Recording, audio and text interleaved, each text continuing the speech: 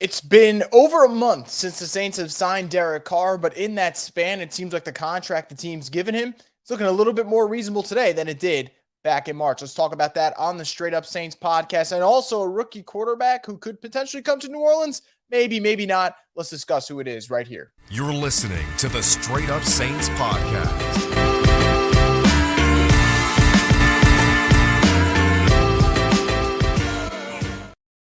What is up, Who Dat Nation? Welcome back inside another edition of the Straight Up Saints podcast. And this podcast is sponsored by the Birdsall Law Firm, the official injury lawyers of Boot Krewe Media. They're located at 918 Porter Street by the Superdome, and you can give them a call at 504-523-5413. And make sure to mention that we sent you guys there. Birdsall Law Firm, the official injury lawyers of Boot Krewe Media. So back in March, the Saints signed Derek Carr to a contract that was technically the full numbers for year 150 with 100 of that guaranteed. But in reality, when people started digging into the contract, it's more so like 2 years 70 and 3 year 100. And that last year is one of those where, like, look, if Derek Carr is not playing well, he's never going to see the light of day for that fourth year. That being said, let's not go project into what happens in 2025 and 2026. Let's just talk about the now. And right now, all I can say with the current quarterback landscape where these players are getting, massive contract extensions, and a lot of them are rightfully deserved, you look at Derek Carr's contract, and of course it comes with the caveat of saying, like, he's not an elite quarterback. So this isn't me acting like the Saints have an elite quarterback on a cheaper salary. No, they're paying Derek Carr as like that second tier type of quarterback, right? Because you have your first tiers, right, with Mahomes and Jalen Hurts and Joe Burrow and Josh Allen. And honestly, I think Mahomes almost belongs in a tier by himself. That's how good he is. But then you start to look at that second tier of quarterbacks where you're looking at guys like a Dak Prescott, like a Kirk Cousins, like a Jared Goff, like a Derek Carr. And it's like, well, what was the salary for those guys? And the salary was kind of flirting around that $30 million. And if you look at the real numbers of Derek Carr's deal, it's kind of like $33 million. But let's go with the number, right? Let's go with the $37.5 million number that people would give if Derek Carr, if we were using the 150 divided by the 4. I think you look at his numbers right now, it's a pretty good contract. And what I mean by that is Derek Carr is making less money than Matthew Stafford, less money than Dak Prescott. And look, I actually think those guys are better than Derek Carr, obviously. So, yes, he should be making less. But in the grand scheme of things, when a quarterback like that becomes a free agent, you almost kind of think he'll leapfrog them, right? In the hierarchy of quarterback salaries, he did not do that. So I think that's obviously a positive for the Saints. Now there are some quarterbacks that you're like, okay, I mean, are they better than Derek Carr? I don't know, but they're getting paid more than him. And the first one's Daniel Jones, who I can definitively say is not better than Derek Carr. And if you want to say he is, riddle me this. How come Daniel Jones has one decent season and people are ready to say that's who he is and he's actually even better, yet Derek Carr finally has a pretty rough season, and it's like, well, that's who Derek Carr is. He's not good.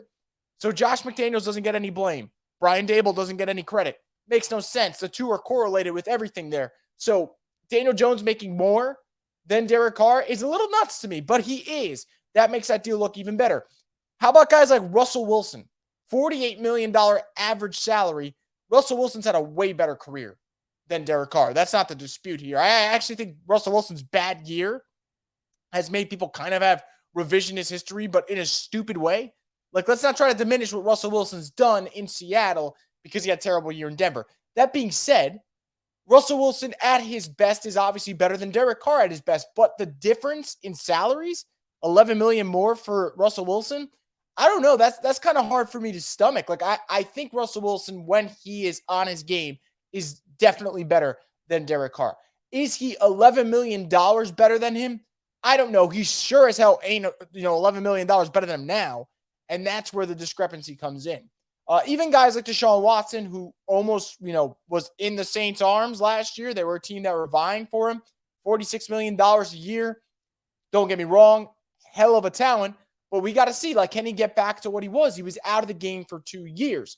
And while I say this right now, and Derek Carr has the 11th highest quarterback salary, this doesn't factor in Lamar Jackson getting a new deal, and he should soon. This doesn't factor in Joe Burrow getting a new contract. Lord knows what that's going to look like. This doesn't factor in a personal favorite of mine, Justin Herbert, who will get a new contract.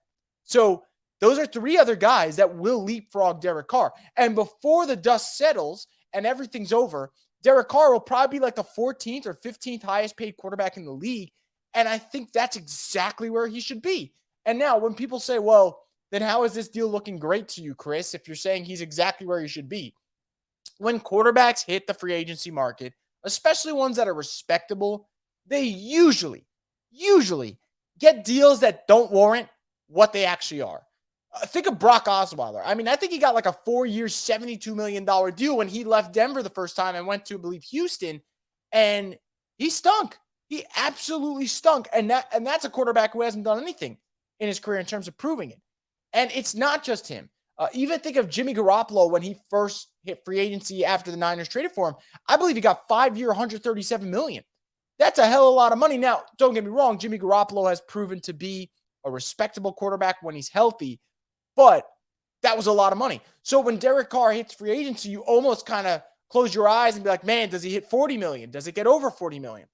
And like I said, the real numbers, what matters to the Saints, it's really 3-year 100, which makes it $33.3 million a year. And if I went by that number, by the way, guys, if I went by 33.3, he'd be the 14th highest paid quarterback today, which means when Lamar, Justin Herbert, and Joe Burrow all pass him, he dropped to 17th.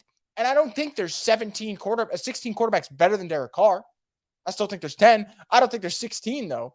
So for me, I look at that contract, and I think it's a pretty reasonable deal. And I think part of it is you're also getting a quarterback who did come off a rough year. And for some people, they think that's an indictment of who Derek Carr is. And some of you might think that is who Derek Carr is. And that's fine if you think that. But you guys know where I stand on this side of the fence. And I think Derek Carr is much better than he's shown in Vegas last season. And I don't think he's ever going to be elite. But I think he's good enough when the pieces around him are good enough. And we've kind of seen that before with the Raiders. The 2 years that they played complimentary football, they did make the playoffs. And unfortunately, the first time he made the playoffs, he was a borderline MVP candidate, and then he breaks his leg. So we'll see what happens with Derek Carr. In no way, shape, or form am I saying the deal is a bargain. No way am I saying this deal is a steal of the century. What I'm telling you today, in April, on April 19th, on this Wednesday, I am telling you that Derek Carr's contract looks really good relative to all the outside factors that I told you. QB market shooting up, him hitting free agency, people overpaying all the time, the fact that the Saints haven't had a quarterback since losing Drew Brees to retirement. For them not to go completely broke on that deal was the first one. But now as you see other quarterbacks start to move that number up, I like the deal. I like the deal an awful lot. And there's quarterbacks that I didn't mention that are kind of in that range with Derek Carr who might leapfrog him soon. Like Dak Prescott's going to get a new deal. He'll probably leapfrog him even more, even though he's already ahead of him. Kirk Cousins, he's in the final year of his contract. You don't think a team would pay for Kirk Cousins next year when he hits free agency? If he hits free agency, spoiler alert, they would. So that'd be another quarterback who would leapfrog Derek Carr. And I actually think those two are better than him. So again, you're arguing over where you're ranking a guy. But I really, really do like this contract for Derek Carr. And I'm fascinated now to see. It's all about how he plays. If he plays like he can play, then we start talking about how legitimate, real good deal the Saints cut themselves with Derek Carr. But for now, on paper, it looks really good. And I am very encouraged by that.